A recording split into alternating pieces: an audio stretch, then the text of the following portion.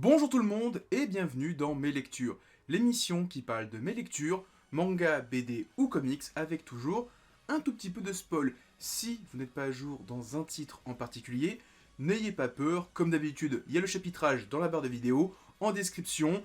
Avant de commencer, n'hésitez pas à laisser un petit pouce bleu, à laisser un commentaire, à partager la vidéo. En description, il y a aussi des liens vers mon Twitter, mon Discord, mon Instagram, n'hésitez pas à me suivre.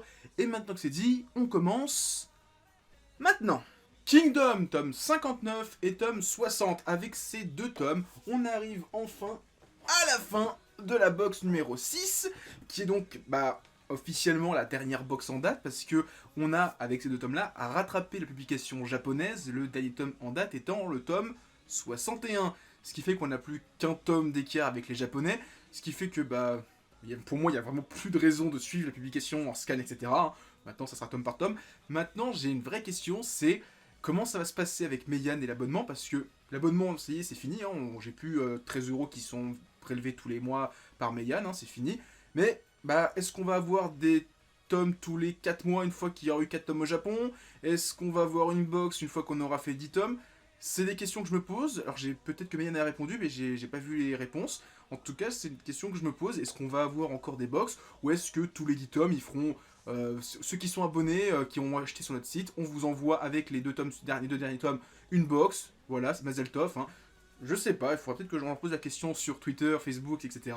Maintenant, qu'est-ce que j'ai pensé de ces deux tomes? Eh ben, on est enfin à la fin de l'arc de la conquête de Zao. Alors peut-être que je vais me relire l'intégralité de l'arc pour me remettre tout en question, parce que j'ai oublié un petit peu ce qui s'est passé. Autant je me souviens du gros combat entre Uken, c'est ça, Uken face à Shin, et donc le fait qu'il revienne à la vie grâce à sa copine, qui était un petit peu, je trouvais, un peu trop shonen lambda, pour un titre qui était un petit peu éloigné de ça. Après voilà, j'ai bien aimé. Et on arrive sur un nouvel arc où ils vont... Alors je crois que c'est l'état de Wei, je sais plus, j'ai un doute. Et il y a une grosse alliance avec ce pays-là, alors j'ai oublié aussi le nom. Excusez-moi, voilà. Il se passe plein de choses. Là, honnêtement, le Zao, tu te dis, bon, ça va souffler un petit peu, on repart depuis, parce que déjà, ça y est, Shin a un nom de famille, il s'appelle Li Shin, donc ça veut dire Lixin, qui est donc le nom d'un grand général chinois de cette époque-là, donc voilà, donc c'était Shin. Ryofui, donc le, entre guillemets, père de Heisei, hein, je crois que c'était sous-entendu que c'est son père biologique, meurt, donc ça y est, le grand chancelier qui faisait chier est parti. Tu dis, bon, il n'y a plus de problème interne maintenant, il n'y aura plus de conflit politique, on va repartir sur la guerre, et en fait, tu repars direct sur une putain de bataille. Il y a l'état de Chu, il y a l'état, il y a tous les mecs du sang qui se foutent sur la gueule, il y a une armée de 100 000 contre 100 000, tu dis, mais mec, calmez-vous. Vous venez d'envahir un pays, vous repartez direct à la guerre. Enfin, même au côté de Zhao, il se passe plein de choses. Le roi, il est mort, on sait pas trop comment. Il y a le nouveau roi, mais il y a Riboku qui veut plus ou moins faire un coup d'état. Enfin, il se passe trop de choses. Il s'est passé trop de choses en 2 tomes, c'est un truc de fou. Là, c'est insane ce qui s'est passé en 2 tomes. Incroyable Kingdom. Là, les 2 tomes, c'est une folie furieuse. 15e et dernier tome de Relife. Alors c'est une série que j'ai suivie depuis très longtemps, depuis que j'ai vu l'animé qui est sorti il y a 2-3 ans maintenant, 3 ans facile. Et ça y est, c'est enfin la fin de ce web manga en couleur, donc, qui était donc 15 tomes entièrement en couleur. Bon, la fin est ce à quoi j'attendais, hein, donc vraiment voilà, le héros retrouve sa copine, ils sont 10 ans de plus, ça y est, ils avaient oublié qui ils étaient, ils retombent amoureux, Mazel Tov, ils vont se marier, etc. J'ai bien aimé le passage où le pote du héros, qui était ami, qui était amoureux de la déléguée, enfin qui était le délégué qui était amoureux de sa copine, il est embauché dans l'entreprise Relife, et ils deviennent plus ou moins potes, mais en même temps ils ignorent, enfin c'est génial, j'ai trouvé la fin cool, surtout plus l'épilogue que la fin. J'aurais aimé que tout le monde découvre à la fin, que ça soit vraiment 10 ans plus tard, si on se souvient, etc. Mais bon, c'est le destin. La Relife, c'est vraiment cool. Un petit slice of life qui m'a vraiment plu. Peut-être que j'en reparlerai un jour dans un manga verse, mais pas tout de suite. Mais en tout cas, Relife, c'était 15 tomes bien plaisant. Et ben voilà, c'est la fin. Le bateau de TZ, tome 4, 5 et 6. Je me suis acheté les 3 tomes suivants parce que j'avais envie de lire la suite. Plus que PLU, mais PLU, dans quelques semaines, je m'achète les tomes qui me manquent. Et alors, je vous plains, les fans du bateau de TZ, ceux de la première heure, ceux qui ont acheté les premiers tomes quand ils sont sortis, parce que quand le tome 5 est sorti, et qu'il y a eu une pause de quoi, 6 mois, 1 an avant le tome 6, à cause du Covid et de la restructuration de Vega, les mecs, comment vous avez fait? Le tome 5, il se finit sur un truc de ouf, t'as envie de savoir la suite, et tu te dis qu'ils ont eu la suite qu'il y a quelques semaines. Mais c'est un truc de malade, vous les mecs, vous êtes des saints, c'est pas possible, là, je vous plains. Hein. Ouais, le bateau de Thésée, les 3 premiers tomes, il m'avaient grave plu, et ben les 3 tomes suivants, ils m'ont encore plus plu. C'est génial. Alors, je m'attendais pas à ce qui se passe dans le tome 4, en fait, c'est que le héros retourne une nouvelle fois dans le futur, et il reste. Donc là, il se passe 2 tomes entiers, enfin 2 tomes et demi, où le héros est dans le présent. Il voit les conséquences de son dernier voyage dans le temps, et pour l'instant, j'ai pas l'impression qu'il va y retourner, ce qui fait qu'il reste 4 tomes avant la fin. Est-ce que ça va être full présent? Je pense qu'il va retourner encore une dernière fois dans le passé pour empêcher que son père soit accusé à tort. Mais il y a vraiment beaucoup de mystères autour de ces dessins là qui commencent à se créer, surtout le passage où et on a alors ça me rappelle un petit peu la fin de Metal Gear où t'as juste une voix off qui parle et dit oh j'ai découvert un livre où il y avait tout ce que je voulais faire mais ça m'a donné encore plus d'idées et j'ai fait encore plus de choses encore plus ouf et j'ai fait ouah mais qui c'est qui parle. Et alors j'en parle pas mais la couverture du tome 3 elle est incroyable avec là tu vois juste une couverture tu dis bon tu vois juste une sorte de RN du pauvre, tu vois une dame et là tu vois ça là le visage gribouillé. Y a une ambiance qui se crée, rien qu'à cette couverture, tu te dis waouh. Et quand je suis arrivé au tome 5 et que j'ai compris qu'était le visage gribouillé, je me suis dit waouh, il va se passer des dingueries dans ce tome. Et il s'en est passé. En tout cas, le bateau de Thésée, je recommande chaudement. Profitez du bail, 3 tomes, les 3 premiers tomes à 3€ pièce, qui fait pour 9€, vous avez quasiment le premier tiers de la collection. Et je vous le dis direct, vous allez acheter direct la suite parce que c'est trop bien. Yawara, tome 4, alors ça, c'est le tome full action, full combat. Je crois qu'il n'y a quasiment pas un temps mort avec du judo. Là, c'est Yawara enchaîne les matchs de judo, les compétitions, pour qu'elle soit un peu plus célèbre, qu'elle soit un peu plus, voilà, du prestige. Hein, ça y est, elle se met un petit peu au judo, elle s'y prend plus sérieusement. Et vers le dernier tiers, on repart sur un truc plus slice of life scolaire, avec le fait que Yawara ne veut pas aller à l'université de son grand-père, ou pour être dans une grande équipe prestigieuse universitaire, elle veut aller dans cette université qu'elle veut absolument. Et donc je ne sais pas jusqu'où ça va aller, parce que, ça a l'air compliqué pour elle d'aller dans cette université bien précise. On verra dans le tome suivant, mais en tout cas, Yawara, un très très grand kiff, je kiffe toujours autant ce titre, et lisez. Là j'avoue que là c'est le tome baston, le tome action, là il y a que du judo, il y a eu quasiment que ça pendant ce tome là, avec un petit peu de romantisme, avec le triangle amoureux qui s'écrit avec le fiancé de sa rivale, si je dis pas de bêtises. Voilà, Yawara en tout cas, j'ai hâte de lire la suite, Naoki Urasawa, que du bon. Alors là on est sur du lourd, du très très lourd, ceux qui me suivent sur Twitter, vous savez de quoi je vais parler, parce que j'en ai parlé il y a 15 jours maintenant, que je recommençais une série de 98 tomes, je parle bien sûr de Conan, enfin Détective Conan. Donc là j'ai lu les 15 premiers tomes de Détective Conan, à mesure en fait je lis un tome par jour. Alors en fait je lis le tome en plusieurs fois, je lis le matin je lis une enquête, alors comme je suis en télétravail en fait c'est avant de prendre le boulot, je lis une enquête de 3-4 chapitres, le midi pendant ma pause je lis une enquête de 3-4 chapitres, et souvent le soir quand c'est fini, il me reste la dernière enquête du tome, et je la lis, et donc voilà, j'ai lu mon tome dans la journée, j'essaie de pas rusher, je veux vraiment profiter de chacune des enquêtes, les lire, bien les comprendre, parce que Conan, j'ai peur que ce soit une série comme à force de se lire les tomes, ça devient un peu lassant, c'est pour ça que je lis vraiment qu'un seul tome par jour, et c'est pour ça que en 15 jours j'ai lu 15 tomes. Je vais essayer de vous faire un petit point régulièrement, donc tous les 2-3 mes lectures, je vous ferai un petit point quand j'ai avancé de 15-20 tomes, essayer de vous dire ce que j'ai pensé. Alors là il s'est passé quand même beaucoup de choses, alors pour ceux qui ne savent pas, parce que je ne l'ai pas dit, Conan, j'avais les 20 premiers tomes pendant très longtemps, et en fait, récemment, j'avais acheté les tomes 21 à 60 d'occasion dans une boutique, et je me suis dit, un jour, il faut vraiment que j'achète la fin. Donc là, j'ai commencé à acheter les tomes qui me manquaient, il m'en reste une vingtaine, et là, je me suis dit, faut vraiment que je m'y mette, là, faut vraiment que je relise Conan, j'ai quasiment toute la collection, il y a le film qui arrive, allez, j'y vais, je commence. Et donc voilà, j'ai commencé à relire les tomes que j'avais déjà lus il y a très longtemps, donc là, pour l'instant, c'est une redécouverte de Conan, à partir du tome 20, c'est une totale découverte. Et alors, je suis assez surpris parce qu'il se passe beaucoup de choses, comme je disais.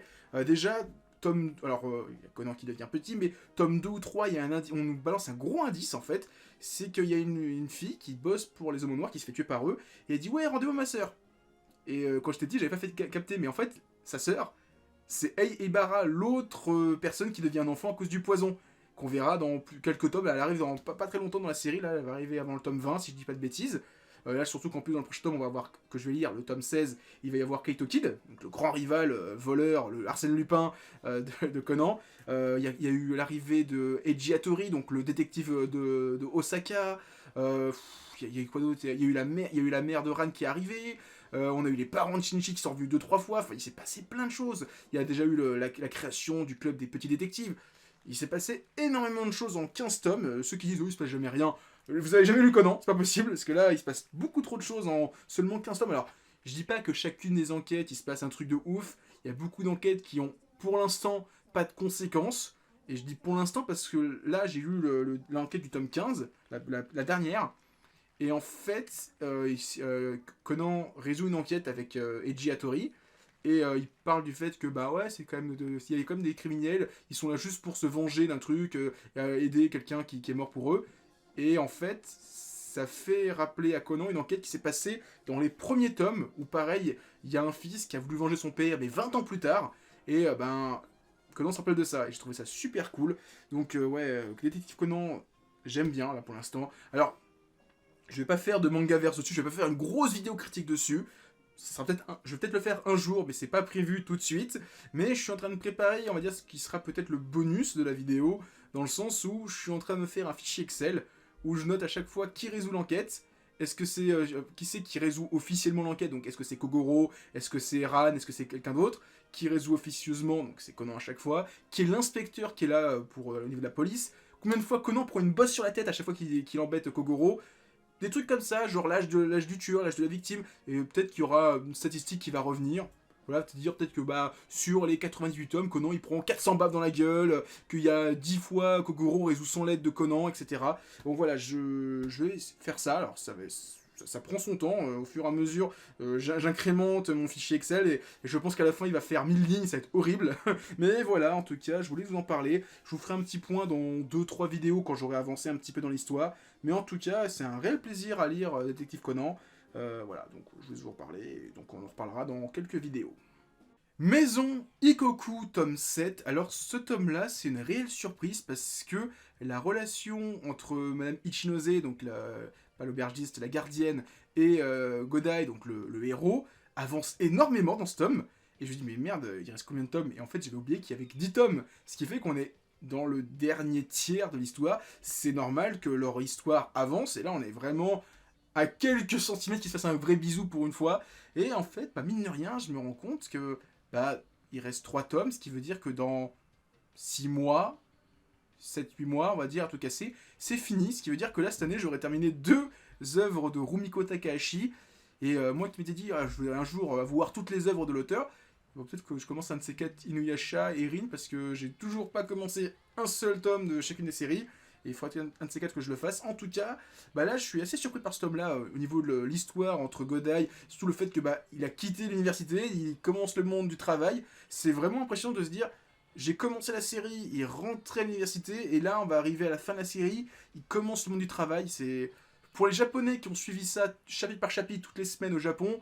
Il y avait vraiment une progression parce que même eux, ils ont grandi avec le héros. Peut-être qu'ils étaient au collège, ils ont fini au lycée, et lui, il commençait le monde du travail. Ah, c'est super intéressant et je comprends pourquoi il y a beaucoup de gens qui kiffent, même si, au fond de mon cœur, je préfère quand même Ranma 1,5.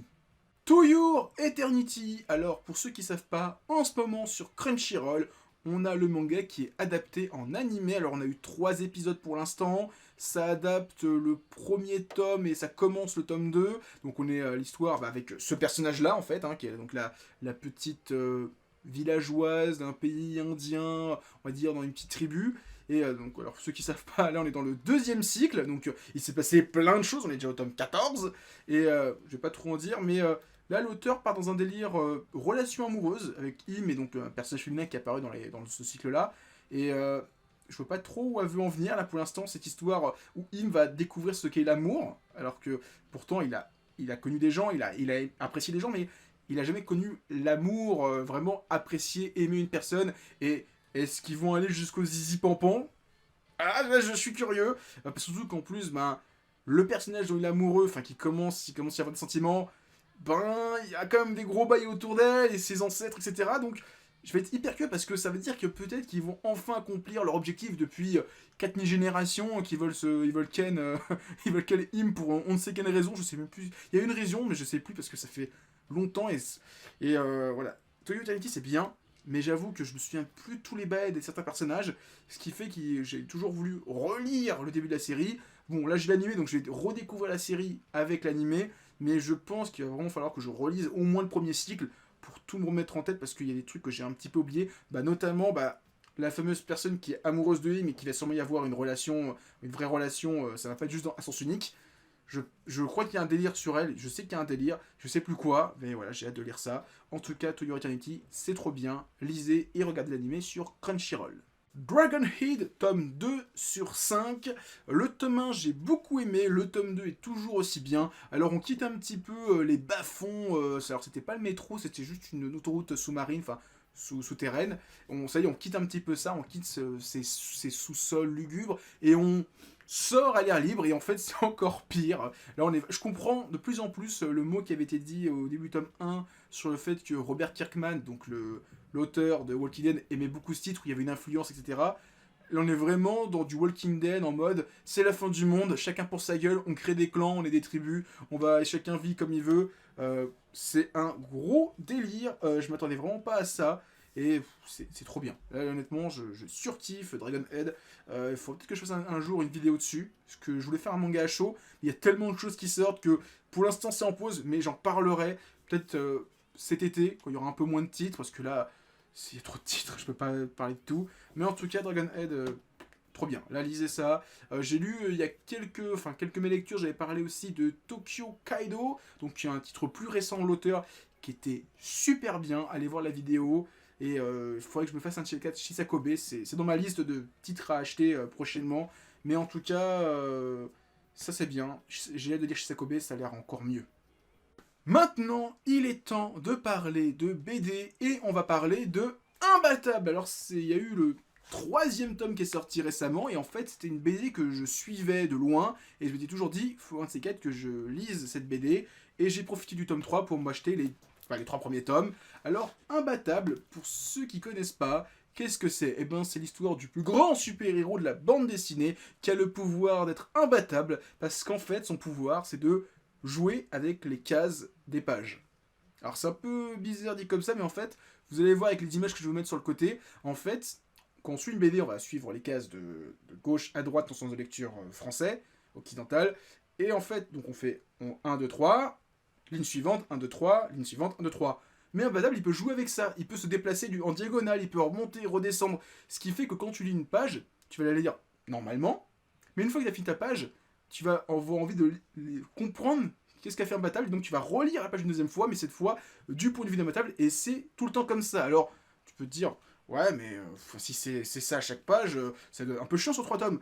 Bah non, parce qu'il y a des intrigues un peu plus complexes, et à ce moment-là, l'auteur joue encore plus avec la BD et la pagination, le case, le format. C'est qu'il y a des personnages qui ont d'autres pouvoirs. Par exemple, il y en a qui s'appelle 2D, et en fait, il peut jouer avec les perspectives. C'est-à-dire que nous, on voit le monde, eux, ils vivent dans un monde qui s'imagine en 3D, mais nous, on le voit en 2D. Et ben lui, quand il voit un truc loin, il peut l'attraper et le mettre à côté de chez lui, sauf qu'en fait, la perspective fait que l'objet qui est super loin et super grand, lui, quand il l'attrape, il est tout petit parce qu'il est à côté de lui. C'est génial. Il y a un personnage, il peut voyager dans les pages derrière. Alors c'est con dit comme ça, mais en fait, ce qui fait que il est dans une page, la page qu'on voit là, et en fait, il peut voir ce qu'il y a derrière la page. C'est génial. Alors, dit comme ça, c'est un peu bizarre, mais faut lire la BD pour comprendre. Et je trouve ça génial comment l'auteur arrive à jouer et toujours se renouveler. C'est qu'en 3 tomes, t'as pas une histoire qui se ressemble, alors que pourtant, au bout d'un moment, tu te dis, bon, c'est le mec qui voyage d'une case à l'autre, voilà, on a compris le délire. Et non, c'est toujours intéressant, surtout qu'il y a des passages qui ont vraiment des pouvoirs hyper intéressants par rapport au format de la BD, notamment le mec qui voyage à travers les pages, il y a un personnage qui vit à l'envers les pages, ce qui fait que toi tu lis le format de droite vers la gauche, mais lui en fait il la lit de gauche vers la droite. Il y a un personnage dont les bulles de parole prennent vie. Il y a un personnage qui est invisible. Il y a plein de délires comme ça à lire. C'est vraiment bizarre dit comme ça. Alors, après, c'est peut-être un peu médisant ce que je veux dire, mais ça reste une BD jeunesse, qui fait que vous n'attendez pas à des trucs de malade au niveau plot twist. Hein. Ça reste une BD pour les plus petits, ce qui fait que le méchant, le truc le plus diabolé qu'il y a à faire, c'est de conquérir le monde. Point barre, c'est pas un dictateur qui veut éradiquer l'humanité, non, c'est juste qu'il va créer un gros robot pour battre le méchant, enfin battre le héros, puis basta. Voilà, c'est tout, c'est pas méchant, mais voilà, vous attendez pas à un truc complexe, ou un truc, ouais, c'est super sombre. Non, vous avez vu la gueule du héros, c'est pour les plus petits, mais ça reste super intéressant, moi j'ai pris un grand pied à lire ça, et voilà, imbattable à lire, il y a 3 tomes, c'est génial. De toute façon, vous avez vu l'équipage qu'il y a ici, si vous avez pas aimé le délire, sur ces pages-là, vous allez jamais aimer le délire du tout. Voilà, mais je voulais vous en parler. Imbattable, moi j'ai vraiment bien kiffé. Et on finit avec un comics, Sandman, le 2e tome, donc toujours par Neil Gaiman, l'auteur de plein de romans que j'aime beaucoup. C'est le 2e tome sur 7 de la série. J'avais prévu d'en acheter un tous les mois. Ça fait dire quand même que à la fin de l'année, j'aurai normalement terminé la série. J'espère que je vais tenir mon rythme. Alors dans ce tome-là, on a 400 pages, mais en vrai, il y a 300 pages de comics parce que il y a facilement 150 pages de bonus. Où alors l'auteur explique, voilà comment j'ai imaginé ce chapitre, voilà les références. Et il y a facilement 2 chapitres entiers qui sont en mode... comment expliquer ça? Pas making of, mais le commentaire audio du réalisateur. En fait, t'as la page... Bah, attendez, je vais vous montrer, ça va être plus simple. En fait, on a une page en noir et blanc. Je sais pas si on va bien voir. Ouais. Ah putain, avec le truc. On a une page en noir et blanc ici, en crayonné, et à côté, on a l'auteur qui explique, il fait, alors case 1, tu vas faire ça, dialogue comme ça. Case 2, dialogue ci, explication, le héros donne un coup de poing, il dit ça. Donc on a vraiment comment il a imaginé l'auteur, case par case, chacune des pages de 2 chapitres, qui sont des chapitres vraiment cool. Et c'est vraiment incroyable. Là, l'auteur, à chaque fois, on a des bonus comme ça sur chaque tome. C'est un truc de mal. Alors, c'est sûr que si on n'est pas intéressé par les bonus, ça fait 150 pages qui servent à rien. Mais c'est hyper intéressant. On voit toutes les références de l'auteur. Maintenant, alors, qu'est-ce qu'on a dans ce tome-là? On a un gros arc scénaristique et on a 4 chapitres au début qui sont des stand-alone, mais qui, si je connais bien l'auteur, vont avoir une importance pour plus tard. Notamment, on a le retour de William Shakespeare qu'on avait vu dans un chapitre qui n'était pas hyper important pour l'intrigue du tome 1. Et donc là, il revient, il y a tout un délire sur... le songe d'une nullité, donc qui est une pièce de théâtre de William Shakespeare, et qui est en plus en making-of dans ce tome-là, et qui a remporté un prix à l'époque dans le monde du comics. Enfin, c'est un chapitre vraiment cool. Et donc, on a un gros arc sur le fait que Sandman va voir Lucifer en enfer pour récupérer sa dulcinée, et Lucifer lui dit « Bah, j'ai plus envie de gouverner les enfers, tiens, je te donne les clés de l'enfer et je me casse. » Et là, d'un coup, arrivent des dieux de différents panthéons qui disent « On veut avoir les enfers !» Il y a Odin qui arrive, il y a Anubis, il y a pas Miyamoto Musashi, c'est Susanoo qui arrive, on a les anges, on a le chaos, on a l'ordre qui arrive, il dit « On veut les clés de l'enfer !» Et donc, il y a tout un débat entre les différents dieux pour avoir les clés de l'enfer. Ils soudoient un petit peu Sandman. Je dis pas qui les obtient, mais c'est super intéressant. Je sens quand même que l'auteur il touche sa bille au niveau mythologique, il a fait des recherches de ouf. Et j'avoue que cette histoire est vraiment cool sur les clés de l'enfer, alors que, voilà, tu dis, bon, ils vont faire quoi, ils vont vendre des trucs, et 6 chapitres là-dessus, plus un prologue et un épilogue, trop bien. Sandman, je kiffe, lisez ça, et j'ai hâte de lire le tome 3, donc ça sera le mois prochain, je vais l'acheter au mois de mai, le tome 3, et il restera encore 5 tomes à lire.